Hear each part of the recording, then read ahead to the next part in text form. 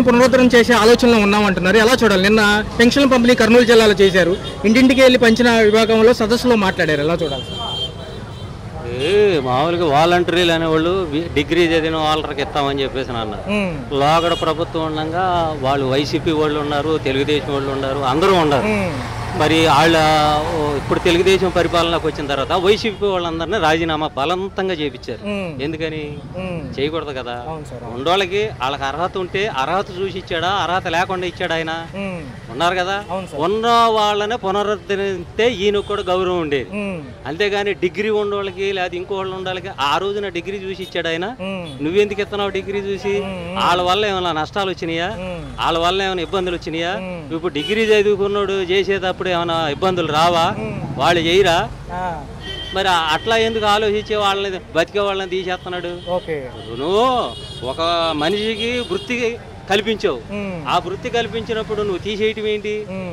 తీసేయకూడదు కదా. సార్, మరొక అంశంలోకి వెళ్తే ఏదైతే పారదర్శకంగా అమలు అవుతున్నాయో పెన్షన్లు పెంచిస్తామన్నారు. ఒక పక్క చూసుకుంటే మళ్ళీ ఏరివేత చర్యలు కూడా చేస్తామంటున్నారు. ఒకవేళ మళ్ళీ మిస్ అయితే ఎలా సార్? అంటే వేరే ప్రభుత్వాల్లో ఇంతకుముందు వాళ్ళకి అనుకూలంగా ఉన్న వాళ్ళని తీసేస్తే వాళ్ళు ఇబ్బందులు పడతారు కదా, వాళ్ళు ఉన్నారు కదా. ఆ ప్రభుత్వమైనా ఈ ప్రభుత్వమైనా ఉండటువంటి వాళ్ళని తీసి ఇబ్బందులు పెడతాం అనేది కరెక్ట్ కాదండి. ఎవరు ఆ ప్రభుత్వం ఇచ్చినా మీరు ఇచ్చినా ప్రజల కోసమే ఇచ్చేది. ప్రజలకు వాళ్ళకి అవకాశం ఉంటేనే ఇచ్చారు కదా ఆ ప్రభుత్వం అయినా. ఇప్పుడు ఇందుట్లో ఏదన్నా మోసం ఉంటే ఆ మోసం ఇది అని చెప్పేసి తీసేయండి, తప్పులేదు. ఉన్నటువంటి వాళ్ళని పేదవాళ్ళని వాళ్ళకు ఉన్నటువంటి దాని అవకాశాన్ని మీరు దాన్ని దుర్వినియోగం చేయకూడదు. మరొక అంశంలోకి వెళ్తే నిన్న సుప్రీంకోర్టు ధర్మాసనం ముందు 3 పిటిషన్లు విచారణలకు వచ్చాయి లడ్డూ విషయం గురించి. వాళ్ళు కొంచెం ప్రభుత్వాలను కూడా మందలించినట్టే చెప్పారు. పురంధేశ్వరి గారు ఆ విషయం ఒప్పుకోవట్లేదు. ముఖ్యమంత్రి గారు స్థాయి వ్యక్తిని ప్రభుత్వ ధర్మాసనాలు అనకూడదు అంటున్నారు. చట్టం ముందు ఎవరైనా సమానలేనా వాళ్ళు అంటున్నారు. ఎలా చూడాలి సార్? ప్రజాస్వామ్యంలో ఎవరైనా సమానమేనని చెప్పారు. ఆయన సీఎం అవ్వచ్చు, పిఎం అవ్వచ్చు, ఎవరన్నా అవ్వచ్చు. ఆయన చేసినటువంటి తప్పుని కోర్టులో క్షమాపణ చెప్పవలసిన పని ఎవరికైనా ఉంది. కాకపోతే ముందు ఆయన తప్పు చేయకూడదుగా. సీఎం అని తప్పు చేస్తారా? సీఎం అని తప్పు చేయకూడదు కదా. ప్రజాస్వామ్యానికి ఉన్నటువంటి నిబంధనలను ఉల్లంఘించకూడదు కదా. మరి ఉల్లంఘించినప్పుడు ఎవరైతే ఆయన మనిషే కదా, ఒక సామాన్యుడి మనిషే, పిఎం మనిషి. నువ్వు పిఎం హోదాలో ఉండి నువ్వు తప్పు చేస్తే నువ్వు ఎట్లా ఇదవుద్ది? అట్లా చేయకూడదు కదా. సార్, 17వ తారీఖు రిపోర్ట్ వచ్చినప్పుడు ఇప్పుడు దాకా ఏం చేశారు? మధ్యలో విపత్తులు వచ్చినాయి, డైవర్షన్ పాలిటిక్స్ అని ప్రజలు అంటున్నారు. ఇంకా నష్టపరిహారం అందలేని విజయవాడ వాసులు అంటారు. అవును, ఈ అంశాల మీద ఫోకస్ చేయండి సార్.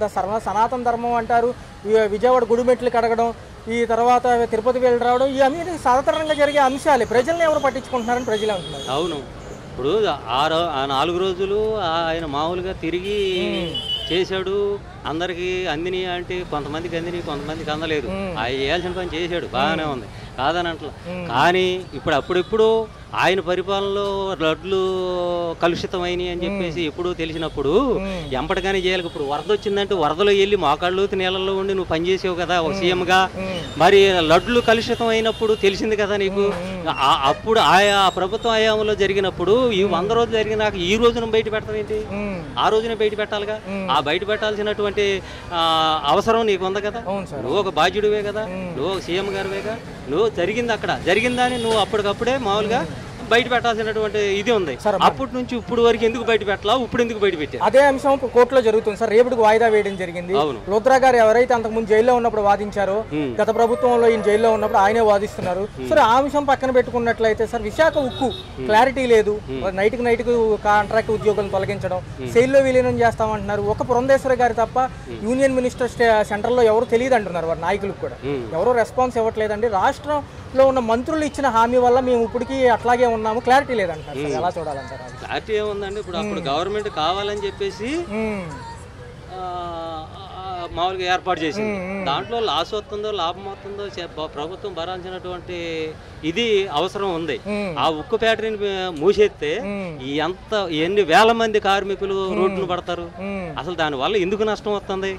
దాని నష్టం ఎందుకు వస్తుంది అనేది అంచనా చేసి నష్టం రాకుండా చూడాలి తప్ప దాన్ని పీకేస్తాను. ఇప్పుడు చెట్టు ఉందండి, చెట్టు నీడ ఉంది, నీడ కింద 10 మంది ఉన్నారు. ఆ చెట్టునే పీకేస్తామంటే ఈ 10 మంది ఎక్కడికి వెళ్తారు? ఎండలో ఉంటారా? మరొక అంశం చూసుకుంటే ఈ లడ్డూ విషయంలో ఎంతో కొంత వెసులుబాటు కలిగించింది మాజీ ముఖ్యమంత్రికి అంటున్నారు. అది కొంచెం సమంజసమేనంట. తీపి కబురు చెప్పినట్టేనా కేంద్రం తరపు నుంచి ఎవరైతే సుప్రీంకోర్టు జగన్మోహన్ రెడ్డి గారికి? ఎలా చూడాలి ఆ అంశం? ఈ అంశం ఏదైతే విచారణకు వచ్చిందో రుజువులు ఉంటే రమ్మంటున్నారు సుప్రీంకోర్టు. ఊటి ప్రెస్ మీట్లు పెట్టి దీన్ని రాజకీయం చేయొద్దన్నారు ఎవరైతే ధర్మాసనంలో ఉన్న వ్యక్తులు. అవును, ఎలా చూడాలి? అంతే కదా మరి. ఇప్పుడు దానికి ఏమైనా సాక్ష్యాలు ఉన్నాయా? ఏమీ లేవు. 100 రోజులు జరిగిపోయింది, ఆయన దిగిపోయి 100 రోజులు అయింది. 100 రోజుల తర్వాత ఇట్లా కలుషితం అయిందని చెప్పి ఈ రోజు చెప్తున్నావు. 100 రోజుల ముందు కూడా నువ్వు మామూలుగా ఉన్నావుగా, ప్రతిపక్షం ఉన్నావుగా, నువ్వు ఒక లీడర్వేగా, సీఎంవేగా.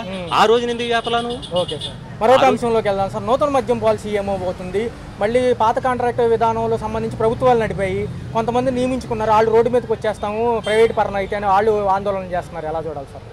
ఎలా చూసేదే ఉందండి. ఇప్పుడు ఈ రోజు గవర్నమెంట్ లో ఎవరికాళ్ళు దోసుకోవటం తప్ప ప్రజల్ని సరిగా ఇచ్చేద్దాము, ఆ మంచి పాలనలోకి తీసుకెళ్దామనే సద్గుణంతో ఎవరు ఉంటలా. ఎవరికాళ్ళే దోసుకోవాలి. వాళ్ళు దోసుకుంటున్నారు, వీళ్ళు దోసుకుంటున్నారు, ప్రజల్ని ఎర్రోళ్ళని చేస్తున్నారు. ఫైనల్ గా చూసుకున్నట్లయితే రాబోయే కాలం 5 సంవత్సరాలు ఎలా ఉండబోతుంది కూటమి ప్రభుత్వం? ఒకవేళ బై ఎలక్షన్ జరిగితే ఎవరు వస్తారు? మళ్ళీ ఎలక్షన్ జరిగితే ప్రజలు తీర్పిస్తారు. ఏ ప్రభుత్వం, పోయిన ప్రభుత్వం బాగుందా, ఈ ప్రభుత్వం బాగుంటే బై ఎలక్షన్ బెటర్గా. ఇప్పుడు ఈ ప్రభుత్వం పరిపాలనా విధానం బాగుంటే by election better. By election పెట్టారంటే వ్యతిరేకత వచ్చినట్టేగా. వ్యతిరేకత వచ్చినప్పుడు పక్కన వాళ్ళకి అవకాశం కలిగినట్టేగా. అప్పుడు ప్రజలే ఇస్తారు తీర్పు. ఫైనల్ అంశం చూసుకుంటే డిక్లరేషన్ కంపల్సరీ అంటారు, కొండపైన రాసి ఇవ్వాలంటారు, అన్యమతస్తుడు వెళ్తే కంపల్సరీ చేయాలంటారు. నిన్న పవన్ కళ్యాణ్ గారు డాక్టర్ కూడా పైకి రావడం జరిగింది, వాళ్ళ కూతురు, ఆవిడ కూడా తీసుకున్నామని ఆయన చెప్తున్నారు. ప్రకాష్ రాజ్ గారి వ్యాఖ్యలు కూడా చూసాము, సినిమా ప్రకాష్ రాజ్ గారు. ఎలా చూడాలి సార్ 2 అంశాలు? ఇప్పుడు డిక్లరేషన్ రాయాలి చేయాలి అని అంటే ఇప్పుడు ఆ దేవస్థానంలో ఉన్నటువంటి విధానం, అక్కడ ఉన్నటువంటి పరిస్థితులు, అక్కడ ఉన్నటువంటి దీన్ని బట్టి అందరూ ఇవ్వాలి. డిక్లరేషన్ అంటే కంపల్సరీగా ఇవ్వాలి. లేదండి మామూలుగా దీనికి ఎట్లా ఉందని అనుకుంటే ఆ రకంగా చేయాలి. ఫైనల్ క్వశ్చన్ సార్, నిన్న ప్రాయశ్చిత్తం చేసుకుంది పవన్ కళ్యాణ్ గారు అని అంటున్నా. మెట్ల మార్గంలో పైకి వెళ్ళడం జరిగింది, ప్రతి 50 మెట్లకి ఆయన ఆపసోపాలు పడ్డారు. పాపం చేసింది ఈయనైతే ముఖ్యమంత్రి, ప్రాయశ్చిత్తం ఆయన అని ప్రజలు అంటున్నారు. నేను ఆ వీడియోలు చూసింది. కానీ ఏమండి, పాపం ఎవరైతే చేశారో పరిహారం ఆలకుంటది కానీ ఒకరికి రాదుగా. అది సార్, నా దగ్గర ₹1 కోటి ఉన్నాయి, మీకు రావుగా. అవును, ఎవరి వాళ్ళకే కదా. ఎవరు పాపం చేస్తే వాళ్ళే శిక్ష అనుభవిస్తారు. Okay sir, okay. చూసుకున్నట్లయితే నిన్న లడ్డూ విషయం సుప్రీంకోర్టులో తేలింది. చూసుకున్నట్లయితే 3వ తారీఖు వాయిదా వేశారు. పారదర్శకంగా అన్ని సబ్మిట్ చేయమంటున్నారు. కేంద్ర మంత్రి పురంధేశ్వర గారు ఏమన్నారంటే సీఎం గారి గురించి న్యాయస్థానాల్లో న్యాయవాదులు మాట్లాడడానికి వీల్లేదు అంటున్నారు. చట్టం ముందు అందరూ సమానలే అని జనం అంటున్నారు. అలా సిట్ అంటే ఏంటి? రాష్ట్ర గవర్నమెంట్ పెద్దలే కదా, ముఖ్యమంత్రి రాజులో జరిగేదే కదా. నువ్వు ఎంక్వైరీ చేసుకొని నువ్వు జడ్జిమెంట్ ఇస్తే ఎలా తెలియద్ది? సిబిఐకి పంపించాలి. లడ్డు గురించి మీ రాద్ధాంతం ఏంటి? మీ రాద్ధాంతం ఏంటి? గుళ్ళో దేవుడు లేడా? దేవుడు కాపాడాలని చెప్పి అందరూ వెళ్తుంటే దేవుడు లడ్డుకే లక్ష్యం లేకపోతే ఇంక సామాన్య ప్రజలను ఎవరు కాపాడాలి? రాజకీయ నాయకులు మీరు కాపాడతారా? దేవుడు ఉన్నట్టే లేనట్టా? చూసుకున్నట్లయితే ఏదైతే దళితులు ఉన్నారో, మొన్న అంబేద్కర్ బ్యానర్ చింపారని రఘురామ కృష్ణరాజు గారి పైన ఫైర్ అవుతున్నారు. ఎందుకు చింపారంటారు సార్? అసలు ఏంటి? అసలు ఏం లేదండి, అంబేద్కర్ గారిని మొక్కుతారు, దేవుడు అంటారు, వెనకాల అంబేద్కర్ భావజాలని తొక్కేస్తున్నారు. రఘురామ కృష్ణరాజు ఒక మతోన్మాది. ఇప్పుడు ప్రస్తుతం ఉన్న వీళ్ళు వెనకాలంతా బీజేపీ గవర్నమెంట్ ఉంది. ఈ బీజేపీ గవర్నమెంట్ ఏం చేస్తుంది? వీళ్ళ భుజాల మీద తుపాకి పెట్టి ఇక్కడ సామాన్యులను కాలుస్తుంది. ఇట్లానే కొనసాగింది అనుకోండి. గతంలో జరిగింది మనకి కలకత్తా, పశ్చిమ బెంగాల్. ఈ మధ్య మళ్ళీ దీనికి వచ్చేసింది. మొన్నటిదాకా మణిపూర్లో జరిగినాయి గొడవలు. ఇది ఇప్పుడు మొన్నటిదాకా తెలంగాణలో జరిగినాయి. నిదానంగా ఆంధ్రలో కూడా వచ్చినాయి. మతం కులం విభజించు పాలించు అనేది ఇప్పుడే కాదండి. మనుధర్మ శాస్త్రము, సనాతన ధర్మం పెరుగుతూ సాగుతున్నాయి. ఇవన్నీ మనుషుల్ని విడదీశారు. ఇదే అంశం పైన చూసుకున్నట్లయితే నేను బాప్టిస్ట్ని అని పవన్ కళ్యాణ్ గారు రేపు తిరుపతి పర్యటన వెళ్ళబోతున్నారు. ఆయన కూడా డిక్లరేషన్ ఇస్తారా? అధికారంలో ఉన్నారండి, అధికారంలో ఉన్నాడు, ఏమైనా చేస్తాడు. ఇప్పుడు మతం, ఈరోజు నాది మతం ఉందండి, క్రైస్తవ మతం పాటించి చూస్తున్నాను. మతం మారకూడదు, రాజ్యాంగంలో ఏమైనా ఉందా? మతం ఎప్పుడు ఏ రోజైనా సరే మతం మారచ్చు. అంశం చూసుకుంటే పాపం మొన్న ఎవరైతే మాజీ ముఖ్యమంత్రి గారు వెళ్ళదలుచుకున్నారు, సెక్షన్ 30 నోటీసులు వచ్చి మత విద్వేషాలు రెచ్చగొడుతున్నారు, మీరు రావద్దు, బీజేపీ మంత్రులందరూ కూడా మిమ్మల్ని ప్రొటెస్ట్ చేస్తున్నారన్నారు. ఆయన ఆఖరి నిమిషంలో తప్పుకోవడం జరిగింది. మరి చూసుకున్నట్లయితే ఆయన కూడా డిక్లరేషన్ ఇవ్వాల్సిందే అన్నారు. మరి ఈ అంశాలన్నీ చూస్తే ఏం చేస్తున్నారు సార్? మీరు ప్రజల సమస్యలు తీరుస్తారా, లడ్డూ విషయం పట్టుకునే వేలాడతారా? ఇప్పుడు ఇది మత విద్వేషాలని ప్రజల సమస్యగా మార్చి ప్రజల నెత్తి మీద బలవంతంగా రుద్దారు. ఇది ఎవరికి కావాలి? తెల్లాలేస్తే వాడి పని ఆడు చేసుకోవాలి. సాయంత్రంకి వచ్చేప్పటికల్లా వాడు తిండి కుటుంబాన్ని పోషించుకోవాలి. ఏదైనా మతం మీద భక్తి ఉందనుకోండి, వాడి ఇంట్లో దండం పెట్టుకుంటాడు. 6 నెలలకో సంవత్సరంలో ఏదో మొక్కు పిలుచుకుంటే గుడికి వెళ్తాడు. మతాలతో రాజకీయానికి సంబంధం ఏంటండి? మతము రాజకీయం 2 దొంగలు. మతం అవసరమైనప్పుడు రాజకీయం ఎంటర్ అయింది, రాజకీయానికి అవసరమైనప్పుడు మతం ఎంటర్ పెడుతున్నారు. రాజకీయ మతం 2 ఒకటి కాదు, మన సెక్యులర్ దేశం. అలా ప్రవర్తించాలి. అంతేగాని ఈ మతాలు కులాలు ఇవన్నీ, మతమో కులమో 2 మూఢనమ్మకాలే. బ్రాహ్మణులకి మూల పురుషుడు వశిష్ఠుడు అంటాడు. వశిష్ఠుడు ఎవరు? దేవవేశ్య ఊర్వశి వాళ్ళ కొడుకు. ఊర్వశి ఎవరు? దేవవేశ్య అమ్మ. దేవవేశ్య ఇంద్రుడి దగ్గర రాజనర్తకి. వేసిగా పుట్టినోడు బ్రాహ్మణుడు అని చెప్పుకుంటాడు. మరి వీళ్ళు ఈ బ్రాహ్మణులంతా కుల ప్రాతిపదికన ఎక్కడుందండి? మనం కొంచెం మీరు రాసుకున్న పురాణాల కథలు అవన్నీ, ఆ కట్టుకథలను మీరు రాసుకున్న వాటిని మీరు పరిశీలించండి, చూడండి, వాటిని తిరగేయండి.